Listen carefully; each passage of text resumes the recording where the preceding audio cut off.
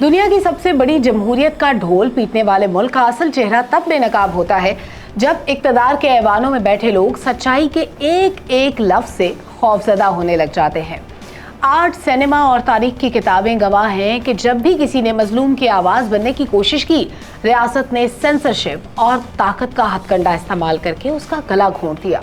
ये खेल नया नहीं है, बल्कि मौजूदा दौर में इसकी शिद्दत इतनी हौलनाक हो चुकी है कि अब फिल्मों के स्क्रीन प्ले भी सरकारी दफातर में बैठकर तय किए जाते हैं। जो हुकूमत के झूठे बयानिए को परवान चढ़ाए उसे टैक्स की छूट मिलती है, और जो सच दिखाए उसे रातों रात गायब कर दिया जाता है।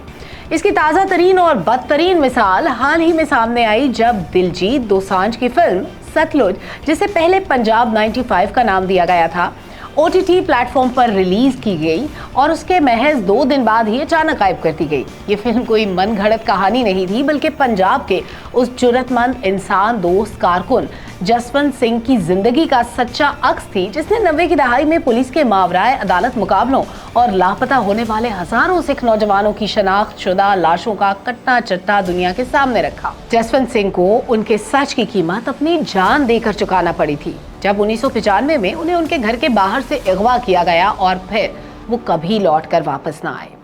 आज की हुकूमत उसी माजी पर पर्दा डालना चाहती है। सेंसर बोर्ड ने इस फिल्म को रोकने के लिए 3 साल तक चक्कर लगवाए, 120 से ज्यादा कट्स लगाए और यहाँ तक शर्त रखी कि फिल्म से जसवंत सिंह का नाम ही मिटा दिया जाए। ये तारीख को मस्ख करने और एक शहीद की आवाज को दूसरी बार कत्ल करने की रियासती साजिश के सिवा कुछ नहीं।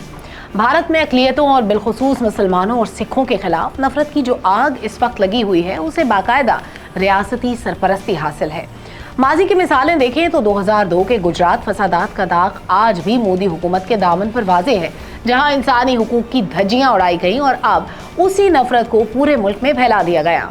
जो भी सहाफ़ी, वकील या समाजी कारकुन अक़लियतों के हुकूक की बात करता है या कश्मीर और पंजाब में होने वाले मजालिम पर सवाल उठाता है, उसे मुल्क दुश्मन या गद्दार करार देकर UAPA जैसे काले कवानीन के तहत जेल की सलाखों के पीछे धकेल दिया जाता है। एमनेस्टी इंटरनेशनल और ह्यूमन राइट्स वॉच जैसी आलमी तंजीमें बारहा दुहाई दे चुकी हैं कि भारत में मजहबी आज़ादी दम तोड़ रही है और इंसानी हुकूक के अलमबरदारों को चुन चुन कर निशाना बनाया जा रहा है। लेकिन आलमी ताकत ने अपने माशी और स्ट्रेटेजिक मफादात की वजह से इस हौलनाक हकीकत पर आंखें बंद किए बैठी हैं। ये कहानी दरअसल एक ऐसे फैशिस्ट निजाम की है जहां सच बोलना सबसे बड़ा जुर्म बन चुका है। मीडिया को गोदी मीडिया बना दिया गया और सोशल मीडिया पर नए IT कवानीन के जरिए ताला लगा दिया गया।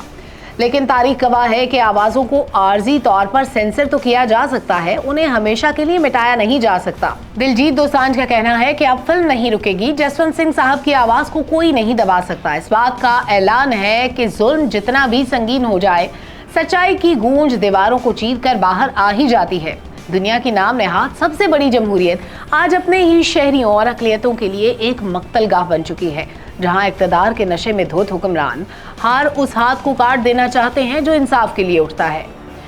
ये तजाद उस वक्त मजीद खुलकर सामने आता है जब खुद मुल्क के वज़ीर आज़म नरेंद्र मोदी सरेआम खड़े होकर इन फिल्मों की वकालत करते हैं जो माशरे में तकसीम और मखसूस सियासी बयानिए को फ़रोग़ देती हैं। मोदी अपने बयानात में दी कश्मीर फाइल्स और दी केरला स्टोरी जैसी मुतनाज़ फिल्मों का दिफा करते हुए ये प्रोपेगेंडा करते हैं कि जो भी इन फिल्मों पर सवाल उठाता है या उन्हें झूठ कहता है, वो हकीकत को छुपाने की कोशिश कर रहा है। वो अपने जलसों में इन फिल्मों की तायीद इस अंदाज में करते हैं जैसे ये कोई तारीखी दस्तावेजात हों, जबकि हकीकत इसके बरक्स है। मशहूर फिल्म क्रिटिक और सहाफ़ी सुपर्णा शर्मा ने इस दोहरे रवैये को बेनकाब करते हुए वाज़ेह किया कि भारतीय वज़ीर आज़म बड़ी चालाकी से और नपे तुले अंदाज में सिर्फ उन्हीं फिल्मों का इंतखाब करते हैं और उन्हीं फिल्मों की खुलकर तशहीर करते हैं जो BJP, RSS और सिंह परिवार के हिंदुत्व एजेंडे और हिंदू अक्सरियत पसंदी के सांचे में पूरी तरह फिट बैठती हैं। ये दोहरा मयार जदीद भारत का वो सबसे खतरनाक पहलू है, जहां एक तरफ तो मुस्लिम और सिख अक़लियतों के जख्मों पर मरहम रखने वाली या तारीखी हकायक को सामने लाने वाली फिल्मों जैसे कि सतलुज या पंजाब 95 को सेंसरशिप की भेंट चढ़ाकर दबा दिया जाता है, और दूसरी तरफ मुस्लिम मुखालिफ और तफरका अंगेज मवाद पर मबनी फिल्मों को खुद वज़ीर आज़म की तरफ से रियासती सरपरस्ती और तहफ़्फ़ुज़ फराहम किया जाता है। ये खुल्लम खुला सबूत है कि मौजूदा इक़्तिदार किस तरह सच्चाई का गला घोंटने और अपने सियासी फ़ायदे के लिए नफरत की सियासत को आर्ट के लिबादे में फ़रोख्त करने में मसरूफ़ है।